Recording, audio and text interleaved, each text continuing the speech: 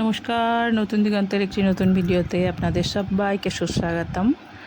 আমার আজকের রেসিপি মশলা pomfret fry. মশলা pomfret fry খুব সহজ একটা রেসিপি। আমি মশলাটা প্রথমে রেডি করে নেব। আদা, রসুন, ধনের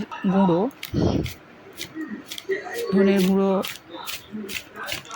আমি এগুলো মোটামুটি একটা বা দুটো বা চারটে মাছ মাখতে যতটা মশলা লাগবে সেই হিসাবে মশলাটা রেডি করবেন।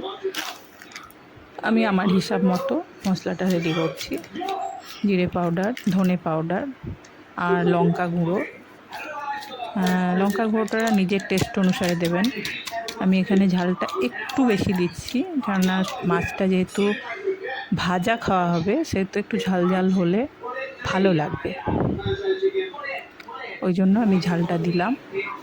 আমি মাছগুলোকে এবার একটা টিস্যু পেপার দিয়ে মাছগুলোকে আমি খুব ভালো করে ধুয়ে নিয়েছি। তারপর মাছের গায়ে যে জলটা সেটা টিস্যু পেপার দিয়ে মুছে নিচ্ছি।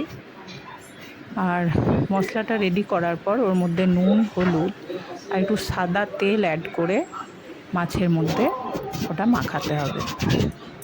খুব ভালো করে মাছের মধ্যে মাখিয়ে নিতে হবে। মাছের মাঝখানে কাটা অংশগুলোতে একটু ভরে দিতে হবে এরকম করে, যাতে ভেতর পর্যন্ত নুনটা যায়, টেস্টটা তাহলে আরও বেশি ভালো হবে। এভাবে মাখিয়ে 10 মিনিট রাখার পরে কড়াইতে বা ফ্রাইং প্যানে তেল দিয়ে একটু কারি পাতা আর চেরা কাঁচা লঙ্কার সঙ্গে এটাকে ফ্রাই করতে হবে। ভীষণ টেস্টি হয়। এ প্রসঙ্গে বলে রাখি যে আমি দমদম উৎসবে আমার এই রেসিপিটার জন্য পুরস্কৃত হয়েছিলাম। যিনি জাজ ছিলেন কলকাতার একজন নামী হোটেলের শেফ, ওনার এই রেসিপিটি খুব পছন্দ হয়েছিল। আমি এখানে এয়ার ফ্রায়ারে দেবো, তাই আমি ফ্রাই করাটা আর দেখাতে পারলাম না।